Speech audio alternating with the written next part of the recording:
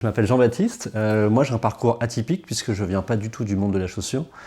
J'ai été consultant pendant 20 ans dans un groupe de conseil international, en France puis à l'étranger. Et pour une raison d'une quête de sens, je me suis lancé dans un projet un peu fou de reprendre une entreprise qui fabrique des belles choses avec un beau savoir-faire en France. Et donc j'ai repris l'entreprise Le Soulor en 2024. Il y a 2 ans, je reprends l'entreprise. C'était déjà une entreprise qui avait été reprise donc, par mes prédécesseurs 8 ans auparavant. Et avant ça, c'était une entreprise familiale. Donc c'était une entreprise, c'était une marque, on va dire, héritage.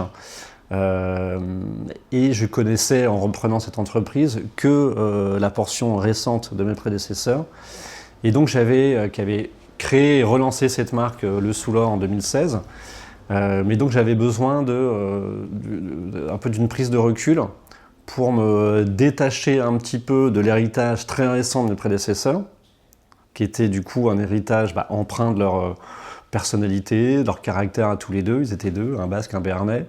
Donc j'avais besoin en fait de me distancer un petit peu de ça pour revenir en fait aux fondamentaux de la marque. Qu'est la marque? Qu'est-ce qu'elle véhicule comme valeur? Quelle est sa raison d'être, sa mission, etc.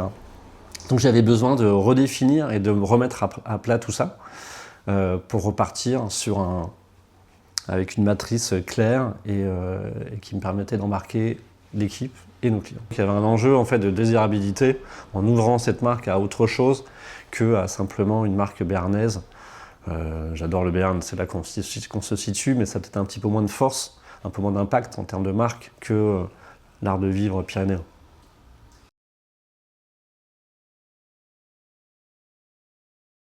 Alors, ce qu'on a entrepris, c'est vraiment de travailler déjà sur qui on est. Donc, on a commencé par, on a vraiment tirer tout le fil de la pelote là, étape par étape. Donc, on a commencé par faire un diagnostic avec les équipes de la Racine sur ce qu'on fait, qui on est, que pensent nos clients. Ça, c'était déterminant d'entendre aussi la voix de nos clients parce que ça renvoie toujours des messages assez forts. Donc, on a fait ce travail-là. Ensuite, on a redéfini la plateforme de marque. Donc notre héritage, qui on est et quelle est notre raison d'être, notre mission pour le monde. Donc ça, c'était un travail très structurant, la plateforme de marque. Et puis ensuite, on a continué à tirer le fil en travaillant la ligne éditoriale, comment prendre la parole sur les réseaux notamment, quelle est la tonalité du Soulor qui découle en fait de cette plateforme de marque. Et puis, on a fait un travail important sur l'offre produit. Déjà, c'était le centenaire arrivait vite, donc en 2025, je voulais qu'on fasse quelque chose pour marquer un peu le centenaire du Soulor, donc on a sorti un nouveau modèle.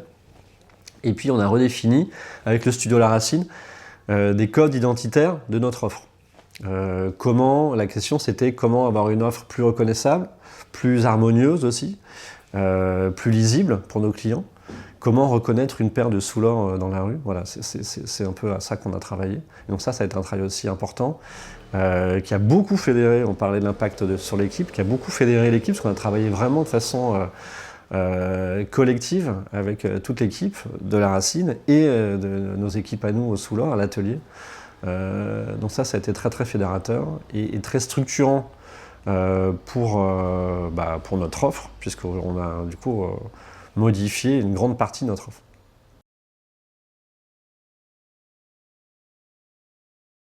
Je dirais qu'il y a eu quelques temps forts. D'abord, on a commencé par une phase d'immersion. Donc on a eu la joie d'accueillir l'équipe pendant quelques jours à l'atelier.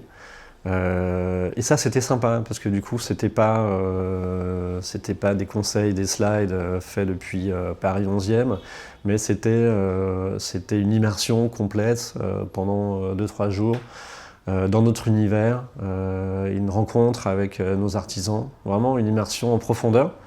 Donc ça, je pense, ça a été un moment très fondateur, parce que c'est ce qui a permis aussi de créer la confiance, de créer la connexion, la relation avec le studio, La Racine. Donc ça, j'ai trouvé que ça allait être un moment très fondateur. Et là-dessus, on a pu du coup construire en pertinence pour nous, pour nos équipes, une marque plus forte. Donc ça a été un temps fort. Et puis ensuite, voilà, au moment où on a travaillé sur l'offre, il y a eu de nouveau du coup, des séances d'atelier, enfin des séquences de workshop à l'atelier, qui ont été aussi, comme je disais, structurantes, parce que ça a beaucoup fédéré les énergies à l'atelier.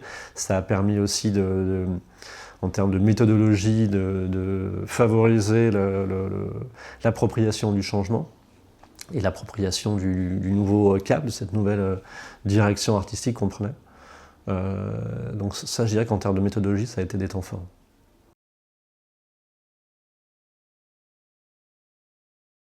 Au niveau de l'image de marque, je pense qu'on est passé d'une marque qui avait une image sympathique, un peu trublionne, à une marque qui a grandi, qui est devenue plus lisible, qui j'espère a plus d'impact, qui est devenue plus désirable. On a vraiment franchi, je pense, une marche importante. Par exemple, on fait maintenant tous les 6 mois des shootings avec une direction artistique claire, qui embarque toute cette plateforme de marque et qui met en scène en fait cette plateforme de marque, qui met en musique cette plateforme de marque. Donc je pense que ce qu'on veut promouvoir, c'est devenu lisible maintenant par nos clients. C'est fait de façon beaucoup plus professionnelle qu'il y a quelques mois encore.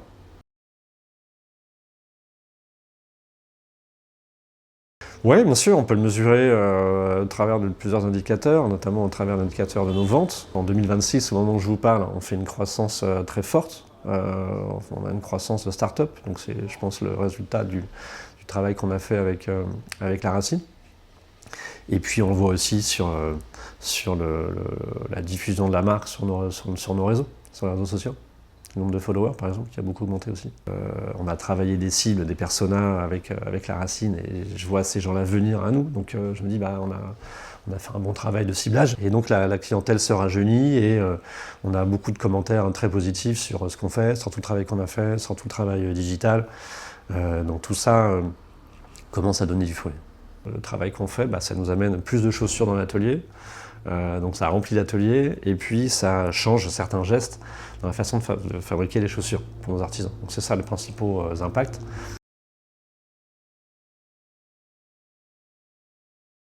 Ouais, très forte. Alors c'est l'effet de beaucoup de choses. En fait, avoir une marque plus claire, plus lisible, plus désirable, avoir une communication digitale plus claire, plus visible, plus désirable également, ça a plein de vertus. Ça nous amène aussi de la presse, des médias. Donc l'ensemble de tout ça fait qu'effectivement il y a un impact commercial fort, et on sent qu'il y a une diffusion de la marque en ce moment qui presque nous dépasse un petit peu. Ouais, et ça c'est une vraie joie pour tout le monde. Et c'est d'ailleurs aussi un impact en fait sur l'atelier, puisque avant on avait un modèle emblématique, le modèle Osso, qui est la chaussure de montagne traditionnelle, qui représentait 30% ou plus de nos ventes. C'est toujours le cas, mais maintenant le deuxième modèle le plus vendu à l'atelier et qui talonne ce modèle Osso, c'est la 1925, donc c'est cette basket rétro-moderne, comme on la souhaitait et comme on l'appelle, qui en termes de vente, du coup maintenant se positionne en numéro 2, très proche de l'Osso. Donc on a vraiment maintenant deux top-sellers, l'Osso et la 1925. Et ça a été fulgurant.